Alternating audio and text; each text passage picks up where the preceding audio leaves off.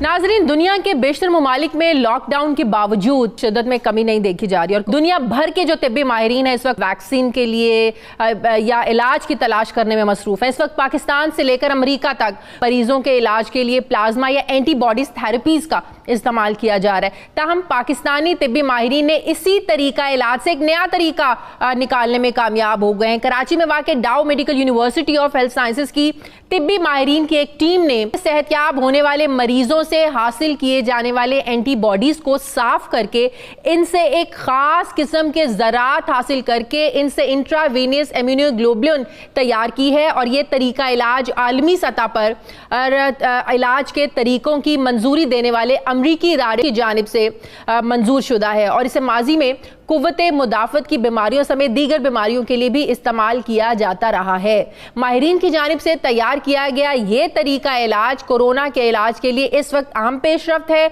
और इसे दुनिया भर को इससे फ़ायदा हासिल हो सकता है। ताहम इससे मकामी सतह पर सबसे ज़्यादा जो है ना वो फ़ायदा होगा। तरीका तलाश करने वाली टीम के मुताबिक तैयार की गई इम्यूनोग्लोबुलिन को कामयाबी के साथ तजर्बाती बुनियादों पर इंजेक्शन की वाइल्स में महफूज कर लिया गया है और जल्द ही इस तरीक़ेकार के तहत इलाज शुरू करने की ज़ाहिर कोशिश भी अब की जाएगी। दूसरी तरफ ऑक्सफोर्ड यूनिवर्सिटी की एक प्रोफेसर ने यह दावा किया है कि उन्हें 80% यकीन है कि सितंबर तक उनकी टीम वैक्सीन तैयार करने में कामयाब हो जाएगी। अगर ऐसा हो जाता है तो यकीनन एक बहुत बड़ी ये डेवलपमेंट होगी, पेशरफ्त होगी। उनका यह भी कहना है कि अगले 15 रोज में इस वैक्सीन की इंसानों पर आजमाइश भी शुरू हो जाएगी। ये यकीनन इलाज के हवाले से एक मुस्बत पेशरफ्त है, लेकिन कोरोना का बाकायदा इलाज दरियाफ्त होने और वैक्सीन बनने पे में यकीनन अभी कुछ वक्त तो है। लेकिन जैसे मैंने पहले कहा, पूरी दुनिया में जो डॉक्टर्स हैं, तिब्बी माहिरीन अपने अपने तय कोशिश कर रहे हैं कि कोई तरीका इलाज जो है वो बनाया जा सके। मुझे इस वक्त ज्वाइन किया है प्रोफेसर शौकत अली हैं, प्रिंसिपल डाउ कॉलेज ऑफ बायोटेक्नोलॉजी और रिसर्च टीम के हेड भी हैं ये। बहुत शुक्रिया प्रोफेसर साहब आपका। सबसे पहले तो मुझे ये बताइएगा, ज़ाहिर है जैसे कि मैं ये बात कर रही हूँ कि पूरी दुनिया में अभी ज़ाहिर वैक्सीन तो अभी इसकी तैयार हुई नहीं है, मुख्तलिफ माहिरीन दावे भी कर रहे हैं, ज़ाहिर कोशिश भी की जा रही है, लेकिन डाउ medical university of health sciences ने जो नया तरीका इलाज किया है IVIG, इस बारे में एक तो मुझे बताइएगा, क्योंकि अमेरिका और बरतानिया में तो एंटीबॉडीज और ब्लड प्लाज्मा से दूसरे मरीजों का जो रिकवर्ड पेशेंट्स हैं उनकी बॉडी से निकाल के ज़ाहिर है वो तो इलाज शुरू हो चुका है। पाकिस्तान में भी डॉक्टर शमसी साहब ने जो तजवीज़ पेश की थी इस पर भी पेशरफ्त हो रही है, ये भी शुरू हो चुका है। इस नए तरीका इलाज के बारे में ज़रा बताइएगा, कितना सक्सेसफुल है ये? अस्सलाम वालेकुम, thank you very much for inviting me और giving me opportunity to explain the procedure. असल में मैं इस बात की क्लैरिफिकेशन भी दे दूँ। एक तो बहुत सारे लोगों को ये गलतफहमी है कि ये एक वैक्सीन है, ये एक वैक्सीन नहीं है। हाँ जी। आपने बहुत अच्छा इंट्रोडक्शन कराया और बहुत शुक्रिया डॉक्टर ताहिर शमसी का भी कि उन्होंने बहुत अच्छा स्टेज सेट किया पैसिव इम्यूनाइजेशन के हवाले से। पाकिस्तान में उन्होंने मीडिया पे आके कई लोगों को जो है वो अवेयरनेस दी इस बारे में। ये भी पैसिव इम्यूनाइजेशन का ही एक तरीका है, IVIG भी। हाँ। और IVIG जो है वो दुनिया भर में राइज तरीकों में से एक तरीका है, ये कोई नया तरीका नहीं है। इस तरीके में जो हमारी दरियाफ्त है वो ये है कि हमने इसके अंदर एक ऐसा तरीक़ेकार इख्तियार किया कि दुनिया भर में जो राइज तरीक़ेकार है वो ये है कि IVIG सेहतमंद इंसानों से लिया जाता है, जबकि हमारे तरीके में हमने जो तरीका अडॉप्ट किया वो ये था कि हमने वो लोग जो कि रिकवर हुए कोविड-19 के इन्फेक्शन से उनका जो है वो प्लाज्मा लिया है उनकी सेहतयाबी के बाद, और उस प्लाज्मा से हमने एंटीबॉडीज हासिल की हैं। तो इसमें एक पेशेंट से आप कितना वो एंटीबॉडीज प्लाज्मा कर सकते हैं, वो कितने पेशेंट को वो सर्व कर सकते हैं एक रिकवर्ड पेशेंट? हमारी जो अभी एक आप कह लें कि एजुकेटेड गैस है या एजुकेटेड कैलकुलेशन है, उसके हिसाब से या लिटरेचर देखते हुए 1 से 2 पेशेंट तक हम इसको ले जा सकते हैं, मिनिमम 1 से 2 पेशेंट। और उसके बाद जब हम इसकी डोजेज फॉर्मेशन करेंगे और डोजेज पर ट्रायल करेंगे उस वक्त ही ये बताया जा सकेगा कि एक पेशेंट के प्लाज्मा से हम कितने पेशेंट को ट्रीट कर सकेंगे। लेकिन अभी जो डाटा को देखते हुए नजर आ रहा है वो मिनिमम 1 से 2 पेशेंट जरूर नजर आ रहे हैं। तो ये क्लिनिकल ट्रायल इसका कब से शुरू करेंगे आप?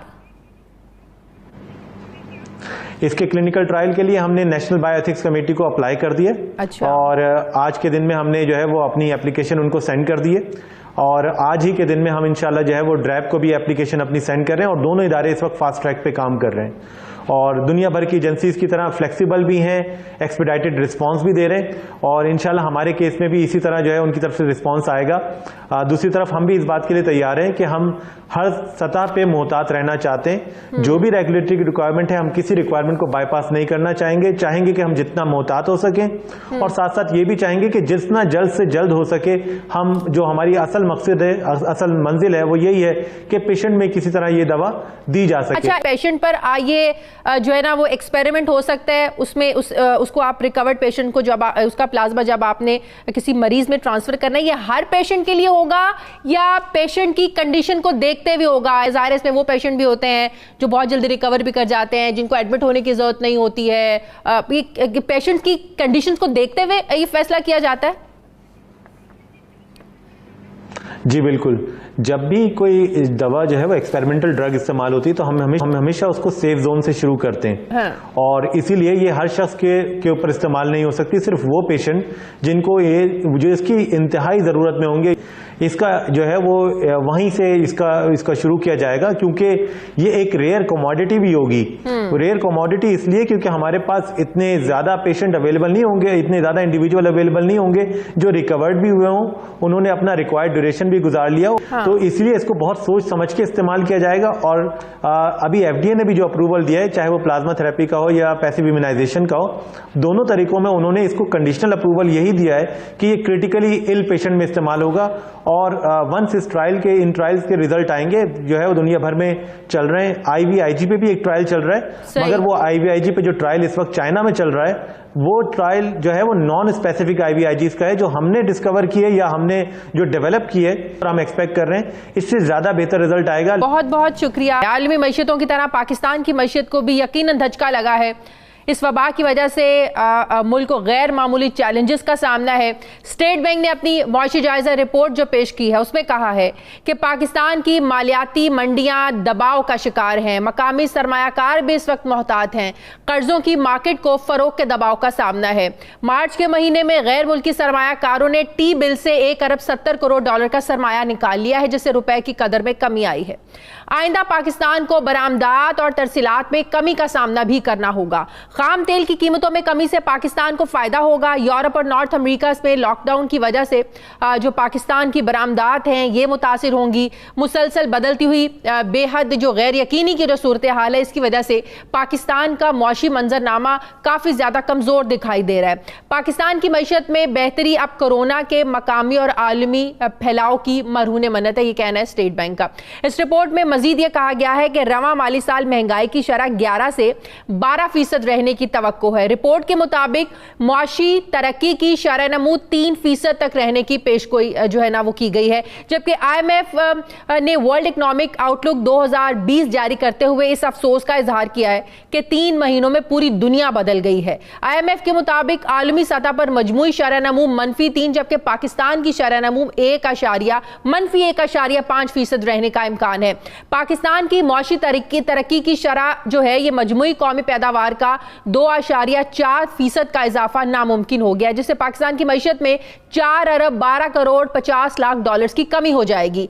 पाकिस्तान की मुआशी तरक्की की शरह गुज़श्ता माली साल में 3.3% थी, जो इस साल आलमी मुआशी कसाद बाजारी और जाहिर है जो कोरोना की वजह से जो क्राइसिस है इसके सबब गिर गई है। लेकिन IMF का यह भी कहना है कि पाकिस्तानी मईशत में रिकवरी का जो अमल है ये 2021 में शुरू हो सकेगा और आइंदा माली साल में मुल्की मुआशी तरक्की की शरह जो है मजमूई कौमी पैदावार के ये 2.2% रहने की तवक्को है। जबकि IMF ने यह खदशा जाहिर किया है कि पाकिस्तान में बेरोजगारी अगले 2 साल मुसलसल बढ़ेगी। पाकिस्तान में रवां साल बेरोजगारी 4.5%, अगले साल 5.1% तक पहुंच जाएगी। मजीद ये कि मौजूदा माली साल में महंगाई 11.1% की सतह पर रहने का इम्कान जाहिर किया गया, जो अगले साल कम होकर 8% के यानी सिंगल डिजिट्स पर ये जो नंबर्स हैं ये आ जाएंगे। इस सारी सिचुएशन पर मैं बात करूंगी।